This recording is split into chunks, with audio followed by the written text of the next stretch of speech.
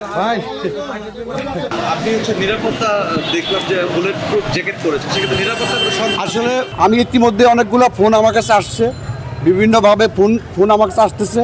সেই ক্ষেত্রে তো আমার ব্যক্তিগত সুরক্ষার বিষয়টা নিশ্চিত হয়েই তো আমার বাসা থেকে বেরোতে হবে। সেই ক্ষেত্রে আল্লাহ পাক আমার সহায় আছে, জনগণ আমার পক্ষে আছে। তারপরে ব্যক্তিগত সুরক্ষার জন্য যতটুকু প্রয়োজন ততটুকু নিয়ে আমি আসছি।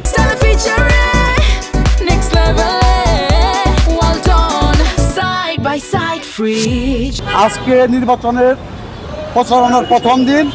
আজকে এই প্রথম দিনকে আমি বেছে নিয়েছি গাজীপুর ৩ আসনের অত্যন্ত গুরুত্বপূর্ণ স্থান হলো আমাদের মাওনা বাজার। আমরা মাওনা বাজার প্রায় 10 কিলোমিটারেরও অধিক সময় আমি এখানে সকাল থেকে হেঁটেছি। আসলে আমি আসলে হাঁপিয়ে গেছি। তো মানুষের যে স্বতঃস্ফূর্ততা এবং আমার প্রতি যে তাদের ভালোবাসা, ইতিমধ্যে আমি 1 to 1 সকলের সাথে দেখা করেছি, বুক মিলিয়েছি, হাত মিলিয়েছি।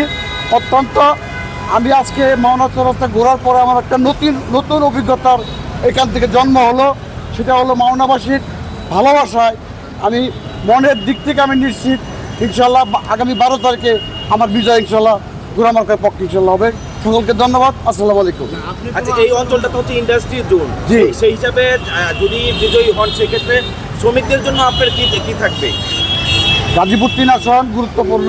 এখানে শ্রমিক বেল, শ্রমিক ভাই বোনদের জন্য আমি ইতিমধ্যে আমার ইশতেহারে আমি বলেছি এখানে শিল্প কারখানার মালিক যারা রয়েছেন তাদের সাথে আলোচনা করে আমরা যারা জনপ্রতিনিধি আমরা একত্রে বসে মালিক প্লাস শ্রমিক উভয় পক্ষের সাথে আলোচনা করে আমরা মালিকের সাইডটাও দেখব আর শ্রমিকের সাইডটা আমরা বেশি বেশি দেখব।